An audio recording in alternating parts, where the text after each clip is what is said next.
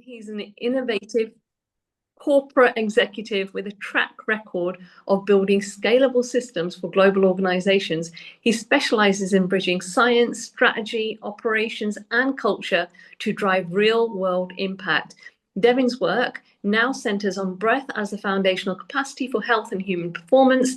His focus is on catalyzing the breath movement and enabling habit level adoption of breath training within workplaces to improve individual, teams, and organizational performance. He builds infrastructure that allows breathwork facilitators to apply their training in sustainable, rewarding ways. And he's going to talk to us today about breath as a bridge. Over to you, David. Sorry, Devin. No worries. Hi, everyone. It's an honor to be here for World Breathing Day. I think I've seen a lot of you here for the last couple of hours. As you well know, the theme is breathe, pause, unite. And I want to really explore that with one simple idea, and that's that breath widens the space between stimulus and response. And it's in that space that we can release our external circumstances, we can ground into the present moment, and we can align internally with ourselves and with one another. But really, before I say anything more, I want to invite us to begin with the power of our own breath, because sometimes life is better felt than it is understood. And so just allow yourself to arrive here after all those stretches, after all those exercises. Gather all your fears, gather your worries, let them come up. They're here, they're real. You don't need anything special for this, and you don't have to get it perfect. Just settle into this moment right here and right now. If it feels comfortable, you can close your eyes or soften your gaze and let your shoulders drop, let your jaw soften. Let your body know that you don't need to be anywhere else right now. I'm going to guide us through this short sequence that we call the ripple breath. First, we're going to release our external circumstances through the physiological sigh. We'll ground into the present moment using box breathing. And then we'll really align with our true nature and intentions using the coherence breath. This practice will be about 3 minutes in duration. So let's begin. First, we'll start with 3 rounds of the physiological sigh. That's an inhale through the nose, and another quick inhale through the nose, and let it out with an audible sigh. I did this a few times before beginning today. And let's do that again. Inhale through the nose. One more. Last round.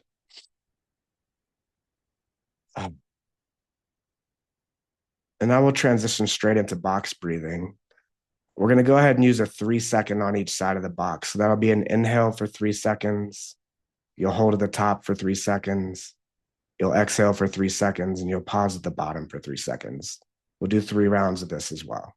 Let's begin. Inhale, 2, 3, hold, 2, 3, exhale, 2, 3, pause, 2, 3.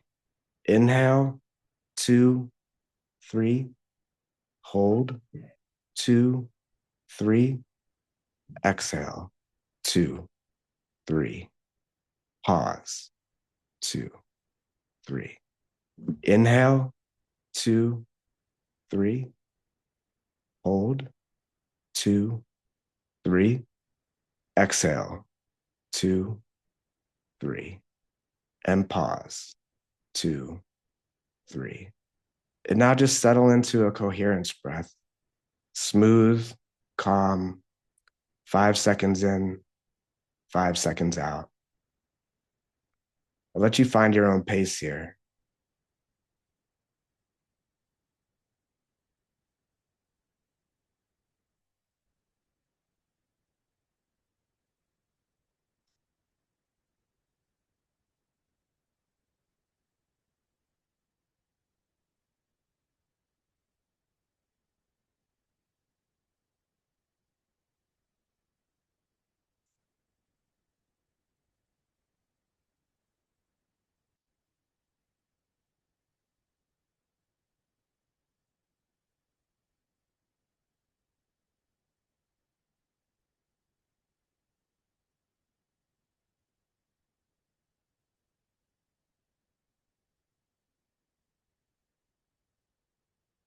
Now, as you open your eyes and settle back in, maybe you can keep that connection. Maybe you can keep that pacing.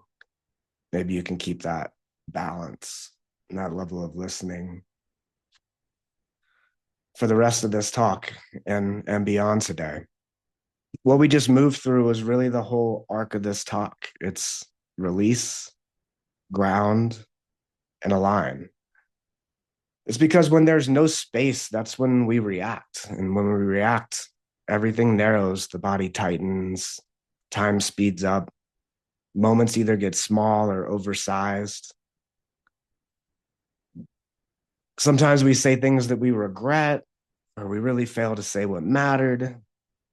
It's interesting because I don't know if this is true for you, but it's true for me that even people who love each other can miss each other in those moments. And sometimes, especially people who love each other can miss each other in those moments. And that's why the breath is quite the resource to come back to in order to release, ground, and align. What I found is that life seems to be a series of events, series of adventures, one after another. We often seek to fill the gaps, the pauses with another adventure. But what I really found is that life is measured in time, but it's lived in space. The space in between stimulus and response is where life can feel more full, we can be more enriched. And when those spaces collapse, we really lose a lot of the meaning and grounding into life. A lot of times we're not just reacting to the moment, but we're reacting to everything that we carried into it.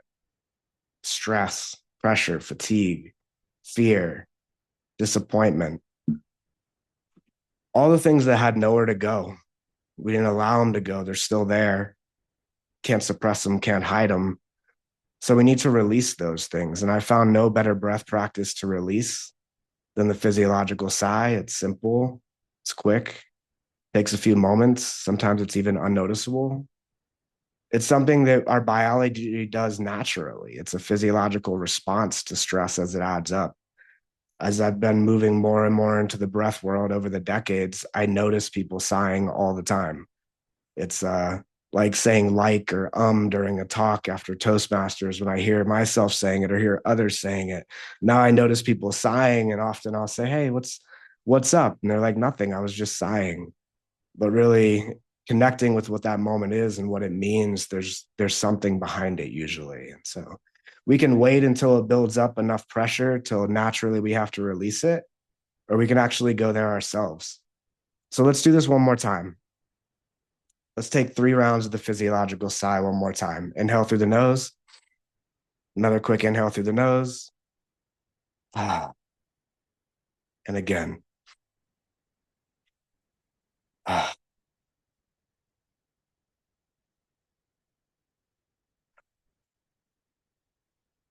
I don't know about you, but I've never once felt more anxious after doing that.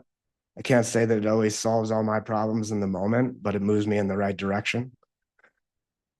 And a lot of times we don't need to solve the moment first and the conflict and the reactions that we're coming into. We just need to create the space. We don't have to release the tension. We just have to have enough courage and intention to actually meet it with our true nature. You know, if I'm full of pressure, I don't really have a way to keep that pressure off myself. I bring it into my voice. I bring it into my posture. I bring it into my listening or lack thereof listening. And it really takes some space in between me and the other person to make a connection and eventually get to that uniting. And that release, it's not only a personal release, it's really a relational responsibility, right? Bringing our issues, bringing our trauma into a conversation with another individual, it's not theirs, it's ours. It's ours to handle, it's ours to hold, it's ours to sit with, it's ours to be vulnerable and share with another so we can really connect. And sometimes our breath is the difference between passing the pain forward or just ending it inside of our own body. And that's where I think we can be warriors and we can be heroes on our own journey, is calling an end to it right here, right now, internally, before we amplify it out in the world. And I know releasing isn't the whole story, We don't only need to let things go. We also need to come back into the body, right? I'm actually not a big fan of going on retreats because I'm like, what are you retreating from? What am I retreating from? Because eventually I'm going to have to go back into the real world. And so I tend to look at retreats as advancements. I'm moving myself from one point in time to another point in time in a direction that I wish to go. And I'm getting that space in order to do it.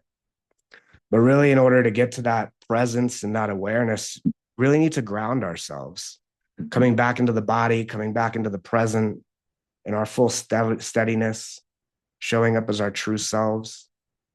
And so I found no better way to do that than using box breathing in order to ground in. It gives a sense of control. There's a structure to it. There's a power. There's an equal part of containing and there's an equal part of letting go. And I think that's why it's used across the world in really high pressure, intense situations. I often use it quite quietly before I enter a room.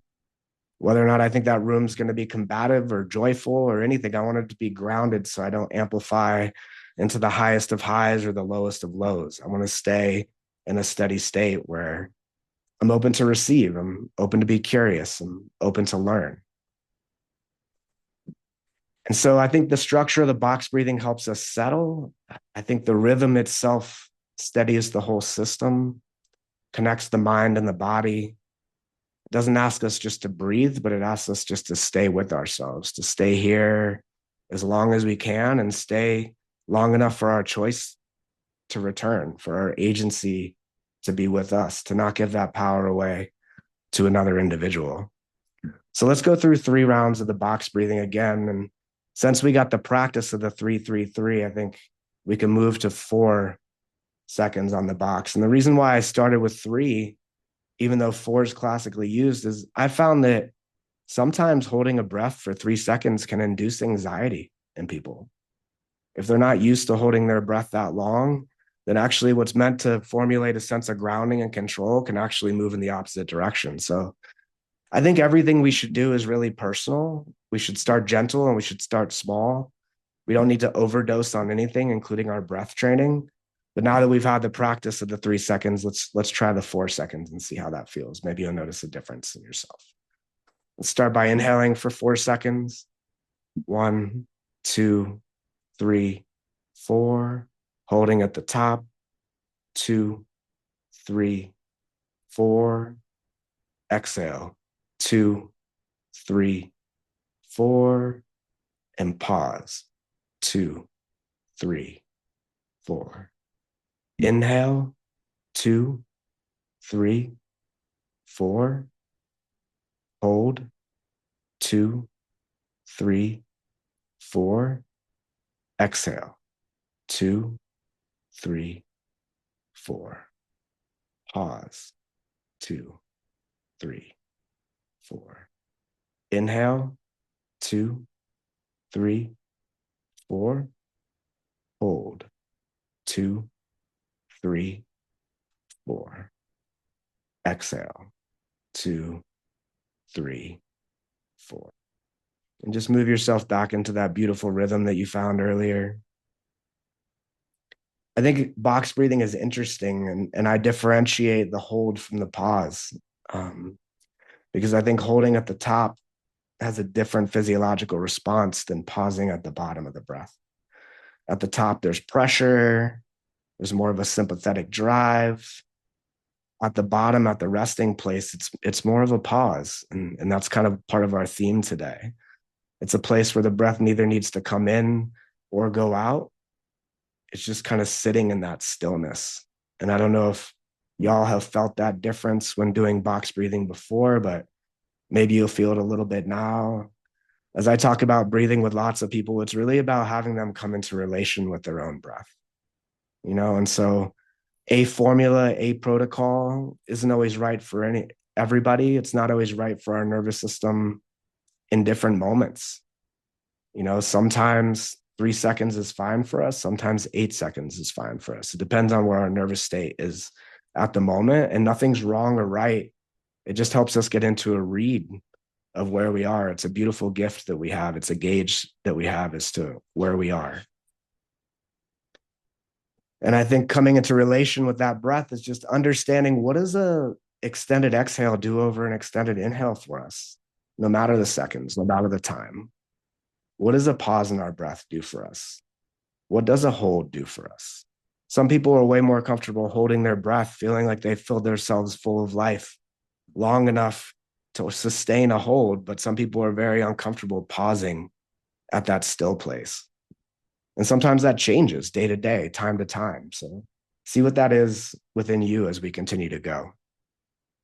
Box breathing overall, I think, really grounds us, helps us connect to our power. It doesn't give us power over others. And as I look at the world today, I see a lot of people who don't feel powerful, trying to feel powerful, exerting what they see as power over others. And I honestly think the world would be a much better place if we really came into our own internal power. And I think this type of breath practice is where we gain that relationship with the true power that we have. We stay connected to ourselves long enough to choose our response. We listen instead of interrupt, soften instead of harden. We stay inside the fire instead of fleeing. And we don't let our first impulse be our first reaction. And that's where the pause is. That's where agency lives. So once we release and then we can ground into the present, then something else really becomes possible. And that's alignment. And I think that's where the unity is in this conversation today. And alignment in my mind doesn't start with one another. It doesn't start in relationship with another. It starts internally. And I think all of us can probably relate to a time when we've been in alignment with our truest nature. And those points in times when we're almost a witness looking at ourselves in this comical fantasy moving through the world in a way that doesn't even relate to who we think we are. Sometimes we're able to rope that in and gain it back quickly. And sometimes it takes more time. Sometimes there's a lot of damage done in between. And sometimes there's a lot of repair work that needs to be done afterwards. But eventually we get there if we're really paying attention. You know, we can use our breath to help even align with an erratic state. We don't always have to have our breath bring us back into this calm, balanced state. We can just witness our breath and the erratic nature of it and really get into a read of just how spun up we are. I don't know if you've ever been in a conversation with someone, maybe a loved one, where they're like, you're really worked up right now, right? And first instinct is defensiveness for me, usually, and particularly for many, many years. It was, no, I'm not. And I put it out and I put it out into the world that there's another reason why I'm acting like this. But if I take some time and I just seek internally and I start to witness the erratic nature of my breath, then it doesn't take their words to convince me that, yeah, I am acting a little erratic right now. I'm a little bit out of alignment with the way that I want to show up. And I think that's kind of a beautiful thing. And one of the things for me that becomes most important in those moments is there's a lot of reason to use a box breathing to gain control of your circumstance. There's a lot of internal power that brings to us. But then sometimes the harder part is actually letting go. And that's where I think coherence breath comes strongly into the equation. Is as an electrical engineer, I look at the way energy moves through the world, and it doesn't move through the world in a digital on-off fashion. It's an analog, slowly rolling sine wave, which is what the coherence breath really becomes. And that control over the breath allows our heart, our brainwave, and many other responses into the body to come into alignment from a real biological and physiological level. And when we're holding and we're not letting go, and when that's erratic, we allow our brain, we allow our heart to stay in an erratic nature and an erratic function too. And the hard part is all we have to do is let go. I don't know if anybody else finds that to be hard, but very often I try to let go and find myself holding on tighter. I think one of the simplest, most timeless, ancient, proven practices is coherence breath. And one of the most difficult practices for me is coherence breath. I would much rather set my own pace, set my own attunement, hold things when I want to, let things go when I want to, than just literally let the processes start to take place. So let's fall into that coherence breath, this time with the focus of letting go. And I'm not going to walk you through 5 seconds or 6 seconds. What I want to find, and I want you to find in yourself, is what is that pace that's comfortable for you to just let go right now? Where does your breath want to take you when you let go?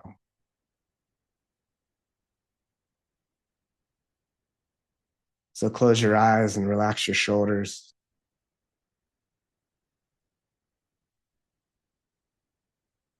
Start to unite with your own true nature.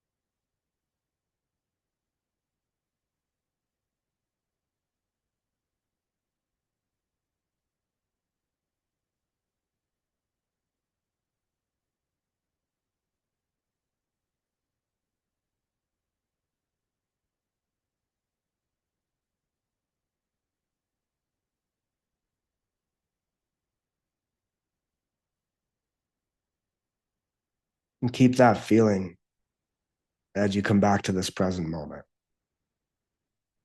Hopefully, constructing and deconstructing the parts of this ripple breath sequence has left you with a feeling, something that's attainable in only a breath or two or 3 minutes.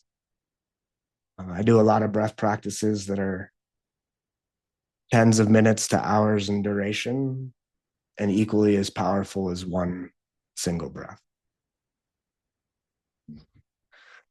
So returning to the theme, breathe, pause, and unite. We breathe to release, we pause to ground, and we unite by learning to align both internally and with one another.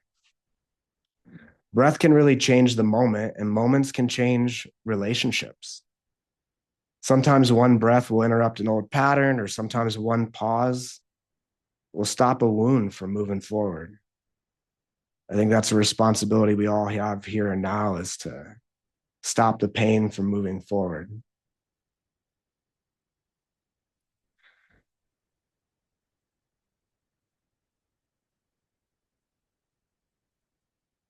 I think this is most important for me because without space, we react, and with space, we can choose. Without space, we collide, and with space, we connect.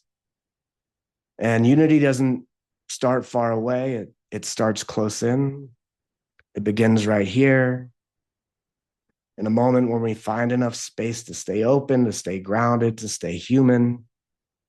And overall, breath widens the space between stimulus and response. And that's how it becomes a bridge from where we are to where we want to be, and a bridge between us and another. So with so much stirring up in the world today, I'm just here on World Breathing Day asking us to be accountable to ourselves and others, to show up in our true nature, to show up with kindness and respect that I know is within all of us. And for each one of us to set an example of how powerful we can truly be and what true power really feels like. There's healing to do, and we're ready for it. And with that, I'll pass it back. Thank you.